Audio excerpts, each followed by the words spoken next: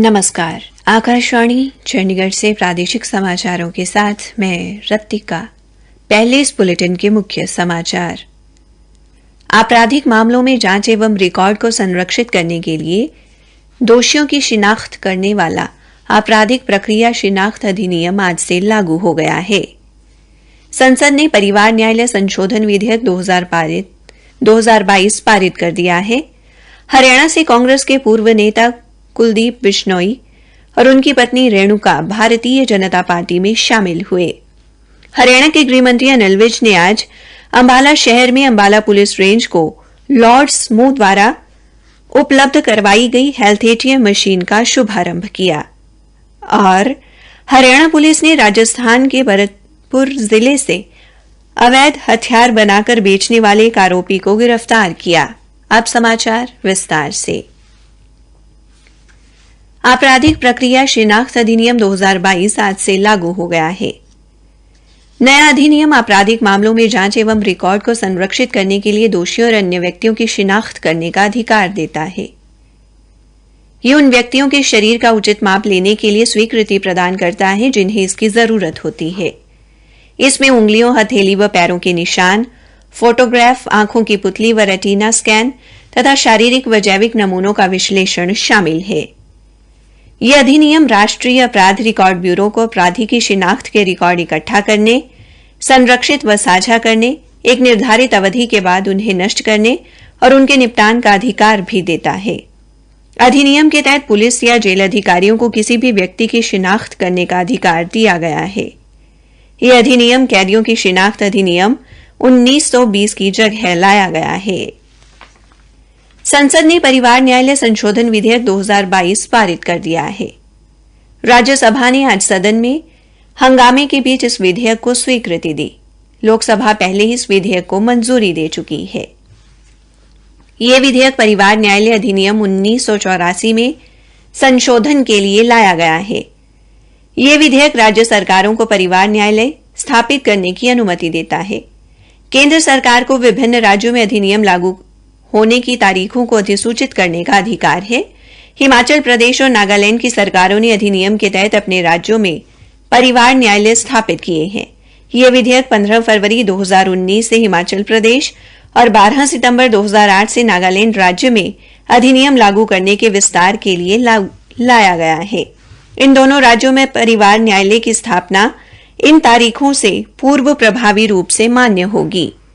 विधेयक पर बोलते हुए कानून एवं न्याय मंत्री किरण रिजिजू ने इसके महत्व पर प्रकाश डाला। उन्होंने परिवार से संबंधित होने के कारण इस विधेयक को महत्वपूर्ण बताया। श्री रिजिजू ने परिवार न्यायालयों को प्राथमिकता देने की जरूरत पर बल दिया। उन्होंने कहा कि सरकार ने राज्यों व उच्च न्यायालयों से देश के प्रत्येक जिले में परिवार न्यायालय स्थापित करने का आग्रह किया है। उन्होंने कहा कि 715 अदालतों में 11 लाख मामले लंबित हैं और केंद्र ने न्यायपालिका से उन्हें निपटाने की अपील की है। श्री रिजिजू ने कहा कि केंद्र सरकार अदालतों को बुनियादी ढांचा एवं अन्य सहायता प्रदान कर रही है। हरियाणा से कांग्रेस के पूर्व नेता कुलदीप बिश्नोई आज भारतीय जनता पार्टी में शामिल हो गए। उन्हें नई दिल्ली स्थित पार्टी मुख्यालय में हरियाणा के मुख्यमंत्री मनोहर लाल और जल शक्ति मंत्री गजेंद्र सिंह शेखावत की उपस्थिति में भारतीय जनता पार्टी में शामिल किया गया। काबिले गौर है कि श्री कुलदीप बिश्नोई 4 बार विधायक और 2 बार सांसद रह चुके हैं। ऐसे में कांग्रेस पार्टी में रही उनकी पत्नी रेणुका भी भारतीय जनता पार्टी में शामिल हो गई हैं। निर्वाचन आयोग ने कहा है कि 17 वर्ष से अधिक आयु के युवा अब मतदाता सूची में अपना नाम दर्ज कराने के लिए अग्रिम रूप से आवेदन कर सकते हैं और इसके लिए उन्हें 1 जनवरी को 18 वर्ष की आयु प्राप्त करने के पूर्व अपेक्षित मानदंड की प्रतीक्षा करने की जरूरत नहीं है।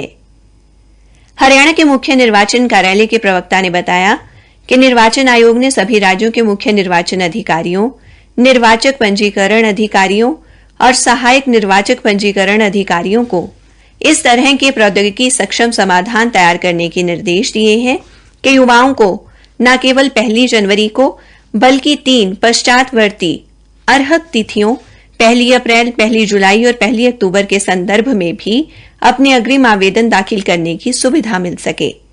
उन्होंने बताया कि अब से निर्वाचक नामावली प्रत्येक तिमाही में उद्यतन की जाएगी और पात्र युवाओं को उस वर्ष की अगली तिमाही में पंजीकरण के बाद उन्हें निर्वाचक फोटो पहचान पत्र जारी किया जाएगा।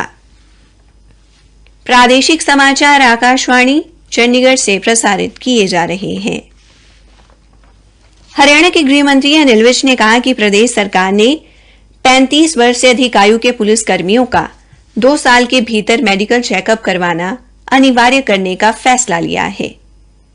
श्री विज आज अंबाला शहर में अंबाला पुलिस रेंज को उपलब्ध करवाई गई हेल्थ एटीएम मशीन का शुभारंभ करने के मौके पर बोल रहे थे।